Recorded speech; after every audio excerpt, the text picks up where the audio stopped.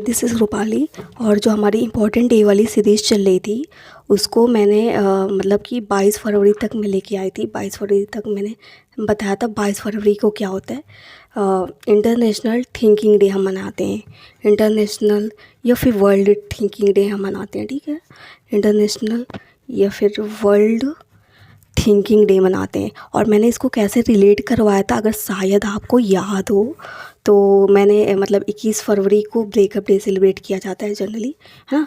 तो हमने ऐसे रिलेट किया था कि अगर किसी इंसान का ब्रेकअप हो गया तो वो बहुत ज़्यादा सोच रहा है, तो वो मतलब कि हम 21 तारीख के बाद ब्रेकअप के अगले दिन मतलब 22 फरवरी को हम वर्ल्ड थिंकिंग डे मनाएंगे, वर्ल्ड थिंकिंग डे सेलिब्रेट करेंगे, ओके। थिंकिंग डे सेलिब्रेट करेंगे। और उसके साथ साथ अच्छा एक चीज़ मैंने तो यहाँ पर ऑलरेडी लिख रखा हुआ है, ठीक है। 20 जैसे आपने इस चीज़ को ऑब्ज़र्व किया होगा शायद, है ना। अगर कभी कभी होता नहीं कि जब ज़्यादा रिलेशनशिप में वगैरह होता है तो लड़ाई झगड़ा भी बहुत होती हैं। ब्रेकअप हो गया, चलो ठीक है, उसके बाद 22 फरवरी को हमने थिंकिंग डे भी मना लिया, है ना। अब कोई इंसान है अगर बहुत टॉक्सिक इंसान है ना, वो चला गया तो उससे क्या होगा, ज़्यादा से ज़्यादा इमोशनल डैमेज होगा, बट पीस आती है शायद, है ना। तो हम इसको कैसे रिलेट करेंगे, जो हम मतलब कि किसी इंसान के जाने के बाद पहले तो हम 22 फरवरी को वर्ल्ड थिंकिंग डे मनाएंगे, फिर हम क्या काम करेंगे 23 फरवरी को, मतलब अगले दिन 22 के बाद 23 फरवरी को world peace and understanding day मनाते हैं। World peace and understanding day भी सेलिब्रेट करते हैं। तो आप ऐसे याद रख लेना प्लीज़ कि हमने 21 तारीख को ब्रेकअप वाला डे सेलिब्रेट करते हैं, मतलब जनरली तो पता ही होता है शायद लोगों को। तो 22 को हम वर्ल्ड थिंकिंग डे मनाते हैं, फिर 23 तारीख को वर्ल्ड पीस, मतलब पूरी दुनिया में इतना टॉक्सिक इंसान था कि पूरी दुनिया में world peace and understanding day celebrate किया जा रहा था, ठीक है। और उसके बाद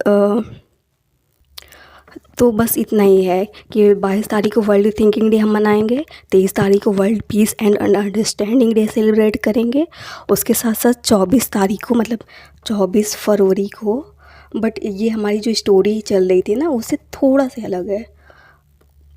थोड़ा से अलग मतलब कहने का है कि 24 तारीख को हम सेंट्रल एक्साइज डे मनाते हैं। एक्साइज मतलब क्या होता है कि जैसे अगर जो टैक्सेस होते हैं ना, टैक्स वगैरह जो होता है, तो टैक्स लगाने के लिए जो हमारी सेंट्रल गवर्नमेंट टैक्सेस लगाती है ना, अगर बाहर के कंट्री से कुछ भी सामान वगैरह कोई भी प्रोडक्ट आ रहा है ना, तो जो सेंट्रल गवर्नमेंट टैक्स लगाती है उस दिन हम 24 तारीख को टैक्स लगा रहे हैं। या फिर ऐसे भी ऐड कर सकते हैं, मतलब कि अभी मुझे क्लिक किया कि जैसे अभी हमारी जो स्टोरी चल रही थी कि मतलब कि इसको ब्रेकअप हुआ 22 को वर्ल्ड थिंकिंग डे हमने मनाया, फिर वर्ल्ड पीस 23 फरवरी को हम world peace and understanding day celebrate कर रहे थे। तो इसमें मैं एक थोड़ा सा चीज़ को एज ए टेस्ट करना चाहती हूँ कि अगर जो इंसान जो भी गया है, मतलब आप अपने से हिसाब से अकॉर्डिंग से वो कर लो, जो इंसान जो टॉक्सिक पर्सन है ना वो गया है, तो मतलब कि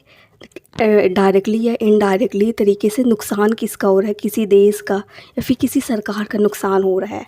और जो इंसान गया ना वो इंडियन नहीं था, फॉरेनर था। तो फॉरेनर मतलब कहने का मतलब ये है कि अगर बाई चांस ये इंसान चला गया है, अगर ये दोबारा इंडिया में आना चाहे, उस इंसान की लाइफ में आना चाहे, तो जो हमारी सेंट्रल गवर्नमेंट है ना वो क्या काम करेगी, टैक्स लगा देगी।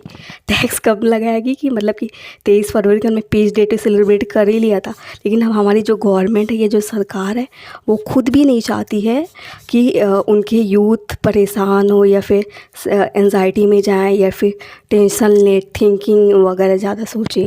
तो वो गवर्नमेंट चाहती कि हम पीस बना के रखें।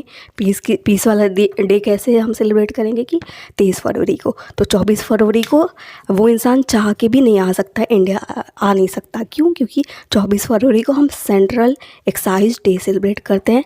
एक्साइज एक तरह का टैक्स होता है जो फॉरेन प्रोडक्ट पे लगाया जाता है, फॉरेन प्रोडक्ट पे लगाया जाता है। जो इंसान गया है वो फॉरेनर था, ठीक है, बाहरी था, अपना इंडिया का नहीं था। तो हम 24 फरवरी को सेंट्रल एक्साइज डे सेलिब्रेट करते हैं। Thank you.